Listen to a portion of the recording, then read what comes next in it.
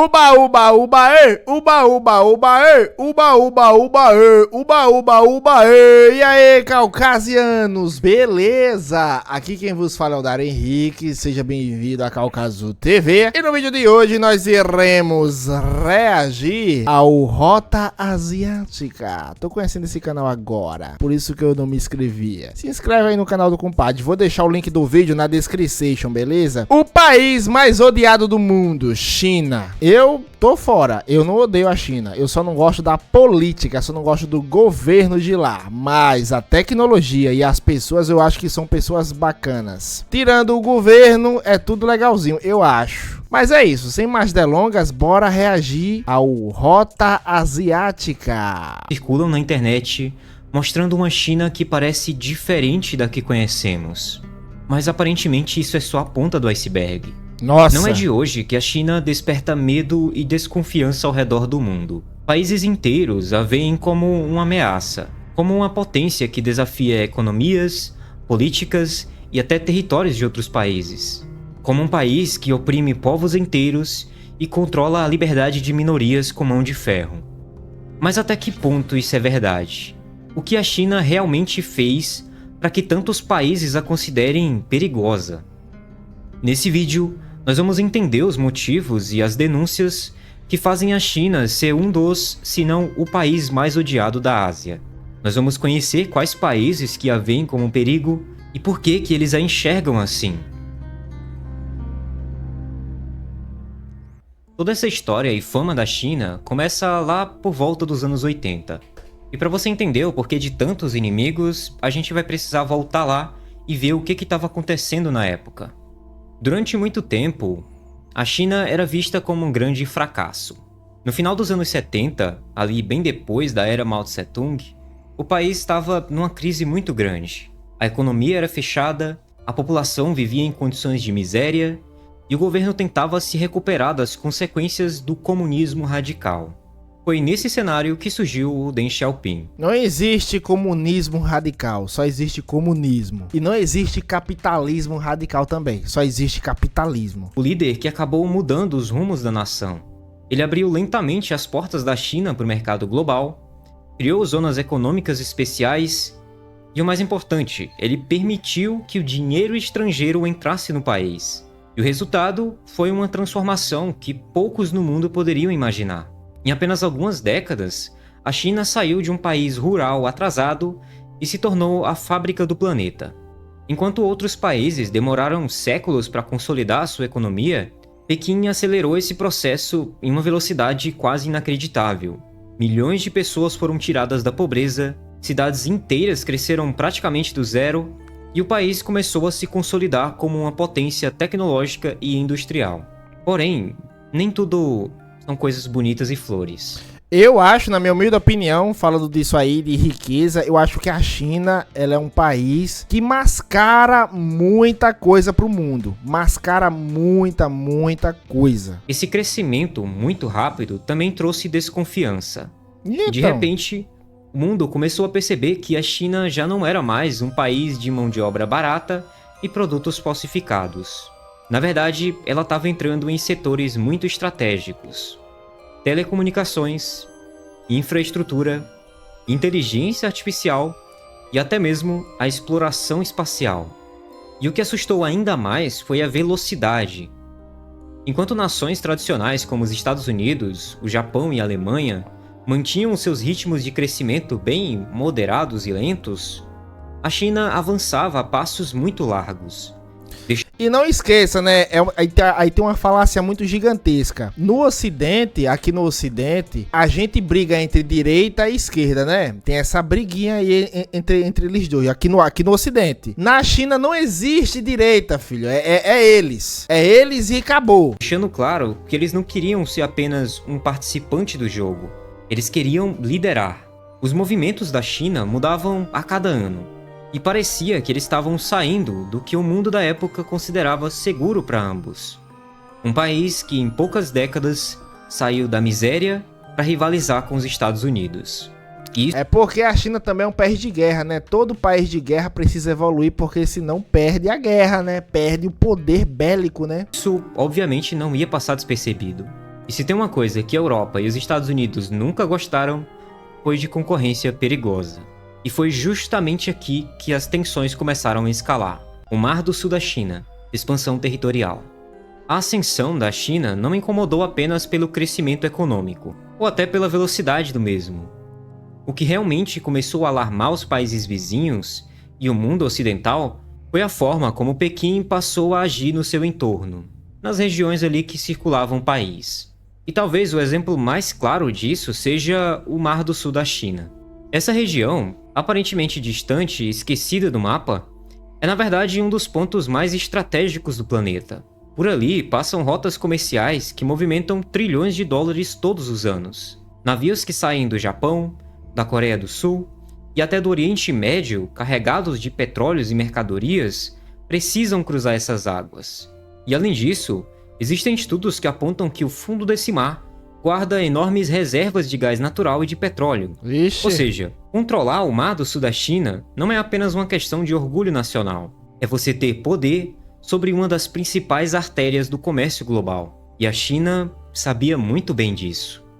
Ao longo dos anos, Pequim começou a reivindicar praticamente toda a região como parte do seu território histórico, usando um argumento bem antigo chamado de Linha dos 9 Traços, que atravessa o mapa e engloba áreas disputadas por vários outros países. Mas como assim argumento antigo? Então quer dizer que isso vem antes da ascensão da China? Exatamente. As disputas pelo Mar do Sul da China não começaram agora. Lá em 1947, ainda antes da República Popular da China existir, já existia um mapa desenhado por Pequim que marcava a famosa Linha de 9 Traços, que era uma área que englobava praticamente todo o mar. Só que naquela época, esse traçado não assustava ninguém. A China era um país pobre, sem força militar e que não tinha como transformar esse mapa em realidade. O problema é que a partir dos anos 80, o cenário que a gente está assistindo aqui, isso tudo mudou completamente. Com a economia em ascensão e o poder militar crescendo, Pequim começou a olhar para o Mar do Sul com outros olhos. O que antes era apenas um desenho no papel, agora se tornava uma ambição bem possível. E essa ambição não ficou só no papel. A China começou a construir ilhas artificiais, literalmente criando pedaços de terra no meio do mar. E nessas ilhas, ergueu pistas de pouso, portos e até bases militares. E isso, para os países vizinhos, foi um sinal muito claro de expansão.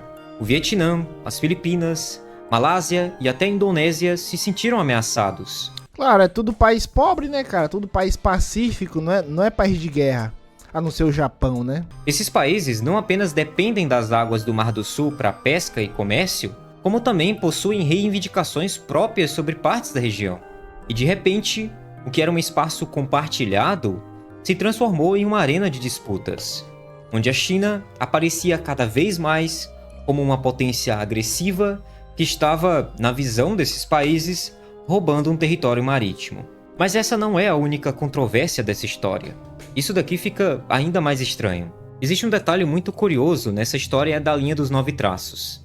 Ela não foi inventada pela China comunista. Ela, na verdade, nasceu em 1947, ainda com um governo nacionalista, e pouco depois seria derrotado e expulso do continente. Esse mesmo governo, inclusive, se refugiou em uma ilha, formou um novo país e continuou dizendo que eles eram a verdadeira China. E essa ilha se chama Taiwan.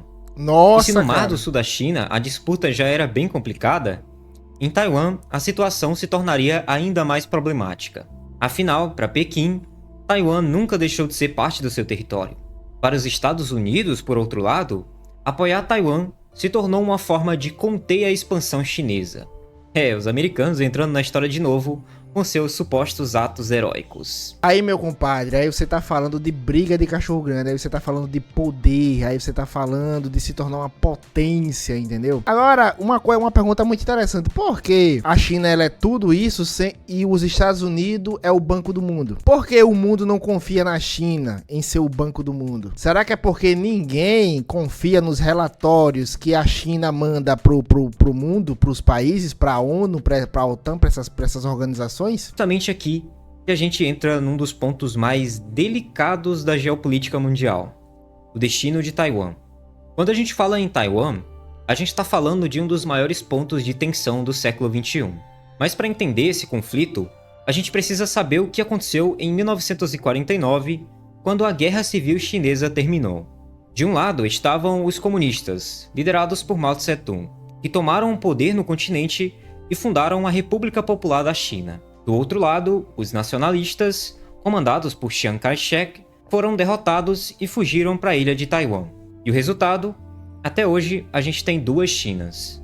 A gigante continental, com mais de 1,4 bilhão de habitantes, reconhecida pela ONU, e a pequena ilha de Taiwan, que sobrevive como uma democracia próspera e altamente tecnológica, mas sem ser reconhecida oficialmente pela maioria dos países. E aqui entra um detalhe bastante importante. Para Pequim, Taiwan não é um país. É apenas uma província rebelde que um dia precisa voltar para o controle da China continental. Claro. Só que para Taiwan, essa reunificação significa perder a sua liberdade e a sua democracia. Aí, ó, o mocinho, o santo, o cara que não quer deixar a cadeira pra ninguém. E adivinha quem aparece no meio desse impasse? Como sempre, os Estados Unidos da América. Aqui, ó, daqui a 5 anos, se ninguém quiser ele sai. Tá entendendo? Lá na China, não. Lá na China, você gostando ou não, é aquele cara e acabou. Os Estados Unidos da América. Desde a Guerra Fria, Washington viu em Taiwan uma oportunidade de conter o avanço comunista na Ásia. E hoje em dia, mesmo sem reconhecer oficialmente a ilha como um país, os americanos fornecem armas, tecnologia e apoio político a Taipei. Mas é importante deixar claro aqui, os americanos não fazem isso por altruísmo, nem porque querem defender a liberdade de Taiwan por amor à democracia. Eles fazem isso porque Taiwan é estratégica. Primeiro porque é uma forma de você barrar a expansão da China. É a mesma coisa de Cuba nos Estados Unidos. É a mesma coisa. Taiwan na China e Cuba nos Estados Unidos. Segundo, porque Taiwan é líder mundial na produção de chips e semicondutores, que são peças essenciais para praticamente tudo que usamos, desde celulares até caças militares. Ou seja, se a China tomasse Taiwan, ela teria em suas mãos não só uma posição geográfica estratégica, mas também o controle de uma das indústrias mais importantes do planeta. E é por isso que essa disputa gera tanto medo. De um lado, a China insiste que Taiwan é parte inseparável do seu território e ameaça com a força se necessário, e do outro, os Estados Unidos juram defender a ilha caso Pequim tente invadi-la. Só que no fim, a verdade é que ninguém aqui é herói. A China age em nome da sua soberania e ambição, e os Estados Unidos agem para proteger os seus interesses estratégicos. O problema é que no meio desse jogo de gigantes, quem corre o risco de pagar o preço é o povo de Taiwan. Mas esse daqui não é nem de longe o único problema que a China enfrenta a nível internacional. Hong Kong, a cidade rebelde. Se o Mar do Sul da China e Taiwan já colocam Pequim contra os seus vizinhos e contra os Estados Unidos, existe ainda um ponto de conflito dentro das próprias fronteiras, Hong Kong. Essa cidade sempre foi diferente do resto da China. Por mais de 150 anos, ela esteve sob o controle britânico, até que em 1997 ela foi devolvida a Pequim. Foi o ano que eu nasci, em 1997. Mas a devolução veio com uma condição: o acordo conhecido como Um País, Dois Sistemas. A ideia era bem simples, pelo menos no papel, né? Hong Kong faria parte da China, mas manteria o seu sistema econômico capitalista, suas liberdades civis e a sua autonomia política por 50 anos até 2047. Isso incluía a liberdade da imprensa, direito a manifestações e até um certo nível de eleições locais, algo que era impensável na China continental. E por muito tempo esse modelo funcionou como uma espécie de vitrine. Hong Kong mostrava ao mundo que era possível a China se abrir para negócios sem abrir mão do controle político. Só que essa vitrine começou a trincar. Com o passar dos anos, Pequim foi aumentando a sua influência sobre a cidade. There is no peace in Hong Kong. E em 2019, tudo isso explodiu. Milhares de pessoas foram às ruas em protestos massivos contra um projeto de lei que permitiria extradições para a China continental. Para os manifestantes, aquilo era o fim da autonomia de Hong Kong. As imagens correram o mundo inteiro. Milhões de chineses marchando pelas ruas, enfrentando a polícia pedindo mais democracia e menos interferência de Pequim.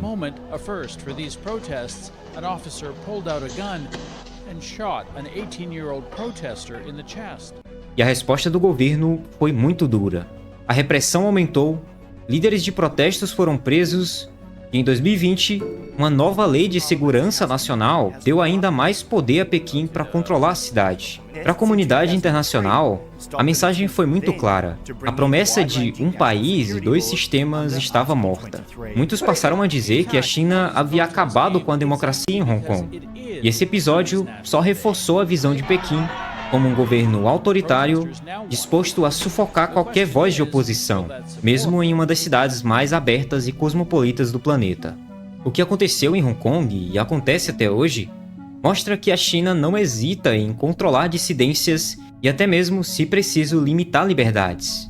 Mas a cidade é apenas a ponta do iceberg quando se trata de direitos humanos no país.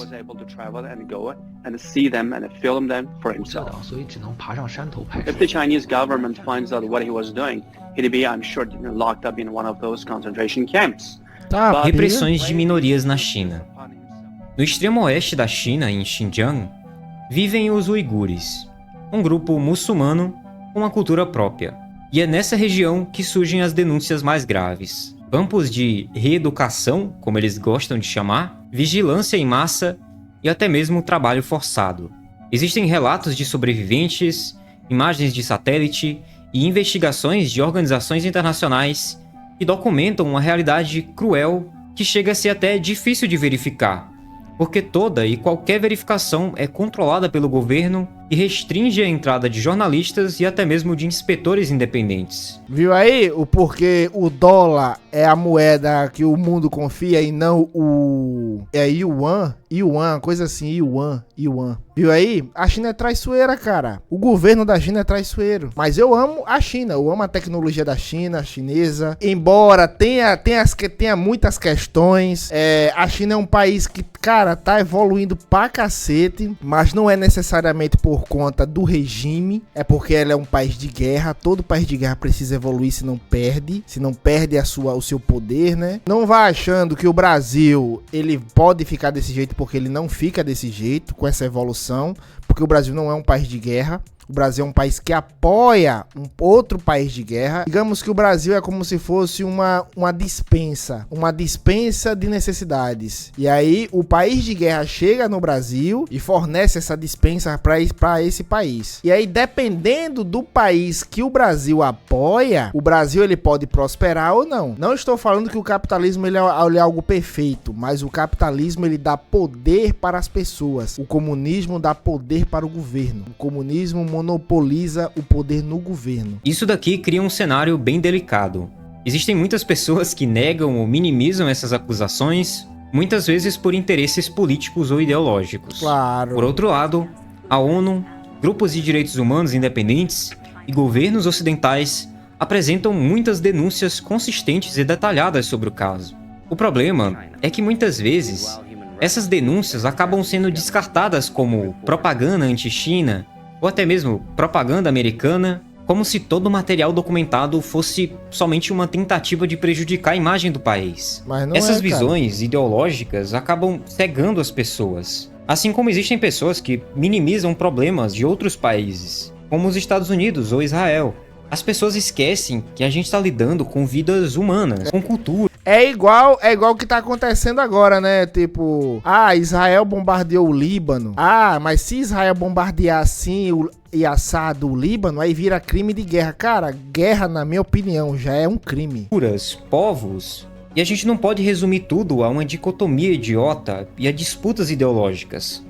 Tudo que vai contra o que eu acredito, por mais amplamente documentadas que sejam as acusações, se tornam apenas fake news ocidentais. Pois é. O tema é sensível justamente porque, mesmo que seja utilizado como uma arma política contra a China, por países que também têm históricos questionáveis, como os Estados Unidos, também. Israel e vários outros, também. Isso daqui não invalida a gravidade das denúncias. Não. Até que ponto um governo pode impor controle sobre minorias em nome da segurança nacional e da unidade territorial?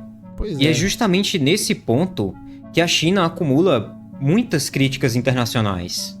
E isso daqui reforça a percepção de muitos países de que Pequim é uma potência autoritarista e desconfiável, que ignora... A vaca é desconfiável. É por isso que o yuan, pô, ele é uma moeda que é 2% de circulação no mundo.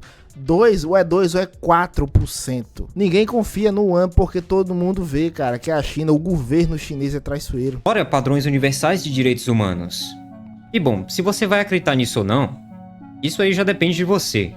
Pesquise mais sobre, conheça relatos reais. Existe uma ampla documentação, pesquisas, documentários feitos sobre esse assunto. Vale a pena você se aprofundar um pouco mais nas denúncias feitas contra a China nesse aspecto. E lembre-se, nem tudo é uma questão de disputa ideológica.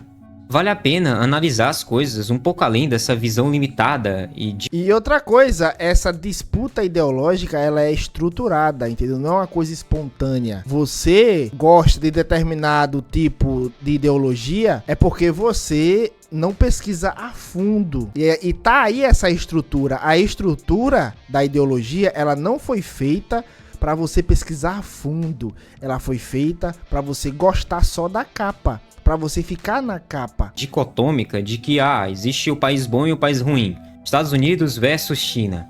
A vida real é bem mais do que isso. A imagem global da China. Além das questões como Taiwan, Hong Kong e Xinjiang, existem outros motivos que fazem muitos países enxergarem a China com desconfiança. Um dos exemplos mais claros é a Nova Rota da Seda, um projeto de investimento chinês em infraestrutura e comércio em diversos países. Para alguns, essa política é vista como uma ajuda econômica, mas para outros, é uma forma de ganhar influência e controle usando dinheiro, créditos e investimentos estratégicos. Essa preocupação não se limita só à Ásia, tá? A percepção da China varia de país para país. O Japão e a Coreia do Sul tratam o país com uma desconfiança histórica. Eu acho, na minha humilde opinião, eu acho que se os Estados Unidos não se preparar, no longo prazo, a China domina o mundo. No longo prazo. Qual é a estratégia da China? A China chega com a ideologia num determinado país, desestrutura esse país com essa tal ideologia, porque aí dessa ideologia abraça todo mundo. Se eu tenho o mesmo poder eleitoral que um bêbado no meio da rua, quem quer chegar lá no poder não vai se preocupar comigo, vai se preocupar em chamar aquela pessoa que só dando uma garrafinha de vodka, de cachaça, aquela pessoa se converte pra mim, você tá entendendo? E aí o que acontece? Aí desestrutura o país ideologicamente e aí esse país começa a se converter para aquela ideologia. E aí, esse país apoiado pela China, o que é que esse país faz? Esse país faz o que ele quiser, o líder do país faz o que ele quiser. A China tá cagando e andando pro que esse líder faz, tá cagando e andando. O que ela só quer são os insumos daquele país, porque ela com aqueles insumos, ela fica cada vez mais rica, cada vez mais próxima e cada vez mais dominante. E quanto mais dominante ela fica, mais países pobres vão ter. Por quê? Porque esses países pobres são sugados pela China. O Brasil, ele vendeu o nióbio praticamente inteiro para a China. O Brasil também está vendendo terras raras completamente para os Estados Unidos. Isso também eu não gosto, eu acho paia. Por que eu acho paia? Porque o país, ele fica rico quando ele trabalha sobre esses minérios. Ele não vende o minério bruto. Um exemplo simples. É mais lucrativo você vender tecido ou é mais lucrativo você vender roupa? Qual que dá mais dinheiro? É mais lucrativo você vender roupa, né? Pois é, o Brasil, em termos de roupa, o Brasil, ele vende só tecido. Ele não cria fábricas pra fazer roupa, que é isso que vai dar muito dinheiro pro Brasil. O Brasil, ele vende petróleo, ele vende tá vendendo terras raras aqui agora, vende gás natural, se eu não tiver enganado, vende nióbio, mas ele não refina nada, ele não trabalha com nada. E é por isso que o Brasil é quebrado, é pobre. o Brasil não tem nenhuma mão ali de ganhar muito dinheiro. E essa é a estratégia da China. Na China só tem uma ideologia lá, que é aquela ideologia daquele cara, que não é, preste atenção, não está dentro da mesma ideologia que a ideologia do Lula, que é do mesmo partido comunista, né? A China é comunista, o Lula é comunista, mas só que a ideologia que o Lula prega é uma ideologia de conquista, porque o Brasil ele não é tomado pelo comunismo, né, cara? O Brasil ainda tem aquele braço da direita, aquele braço capitalista, que é um braço fiel, né? É um braço fiel às suas próprias ideologias. O comunismo não, cara. O comunismo, ele primeiro faz todo um trâmite ali, brinca com todo mundo, faz o que o povo quer pro povo votar nele, pra daí depois que eles dominarem, eles fazerem o que eles quiserem. É tipo isso. A China não gosta de OnlyFans, a China não gosta de nada de LGBT, essas coisas, não gosta de nada disso. É tudo proibido lá, cara. Mas só que no Brasil é tudo liberado.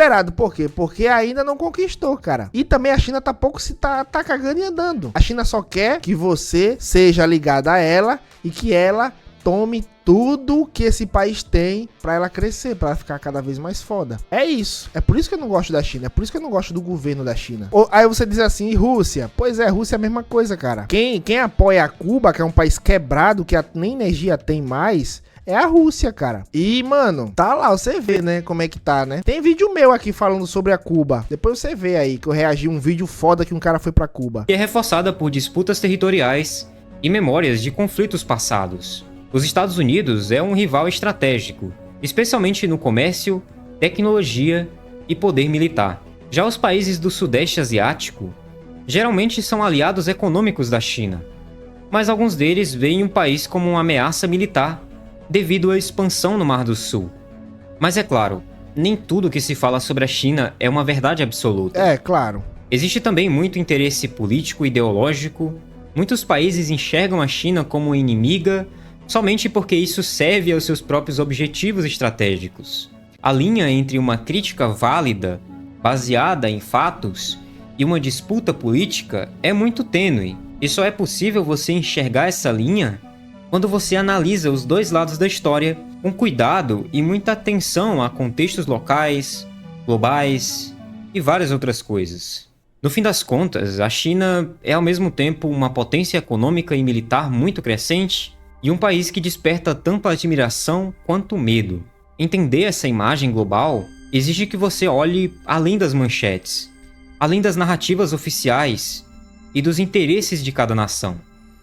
Mas se preste atenção, cara. A China, ela simplesmente, ela não tem concorrência nenhuma política. Ela é um país de guerra, é por isso que ela evolui tanto. E ela coloca essas pessoas, essas ideologias nos outros países pra desestruturar politicamente aquele país, pra aquele país parar no tempo enquanto ela cresce. O Brasil tá parado no tempo com discussões esdrúxulas sobre o que é isso, sobre o que é aquilo, sobre se isso é verdade, se não é. Eu não vou entrar em detalhes aqui por conta da lacração. Exatamente por isso. É a lacração, entendeu? Lacração nos Estados Unidos, lacração no Brasil, lacração em tudo que é canto no Ocidente. No Oriente não tem lacração, porque isso é exatamente o que é desestruturação num país. Quando você desestrutura a sociedade, acabou aquele país, cara. Aquele país estagnou, aquele país parou. Enquanto a China tá ali criando vários engenheiros, vários issos, vários aquilos, para o país ficar cada vez maior, cada vez mais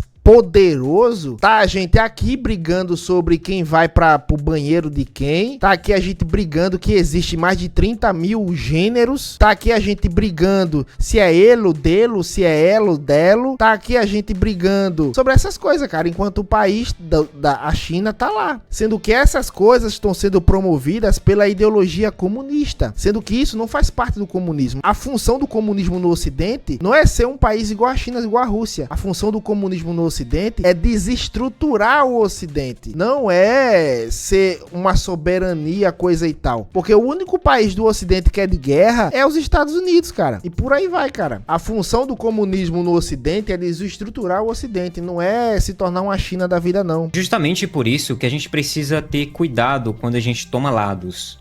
A geopolítica global não é uma história de vilões e mocinhos. Existem fatos Existem sim fontes independentes, existem Geopolítica é poder, né? Luta por poder. disputas ideológicas e interesses estratégicos. No fim das contas, todos os países estão defendendo seus próprios interesses, cada um à sua maneira. E por isso é importante você ter cautela e atenção quando a gente busca entender temas mais complexos, como essa ideia da ascensão da China. Não se trata de ser pró-China ou pró-Estados Unidos, nem de simplificar a história em preto e branco. O mundo real não funciona assim. Eu tava querendo falar sobre esse assunto já há algum tempo, é um assunto meio complicado, mas eu queria muito ouvir a opinião de vocês aí nos comentários. O que vocês acham sobre isso? Como que vocês veem o papel da China no mundo atual? E como que vocês veem essas críticas que ela recebe de outros países? Eu gosto da liberdade de poder discutir visões diferentes. Na verdade, a crítica que ela recebe dos outros países e também da ONU, né, dessas organizações aí gigantescas que unem vários países, são críticas fundadas, cara. São críticas bem fundadas, na maioria das vezes. Muito obrigado por assistir até aqui. Eu espero que esse vídeo tenha feito você pensar um pouco mais e entender melhor as complexidades desse cenário. Tente criar uma visão própria baseada em fatos, dados e em múltiplos pontos de vista. Exatamente. Muito obrigado novamente por assistir até aqui. E a gente se vê em algum desses vídeos que tá aparecendo aqui na sua tela. Clica aí e eu te vejo lá. Beleza, cara. E é isso aí, caucasianos. Eu espero que vocês tenham gostado desse vídeo. É um vídeo meio diferente, né? Falando sobre geopolítica. Beleza? Até o próximo vídeo. Valeu. Evolua que a magia acontece. E é nóis.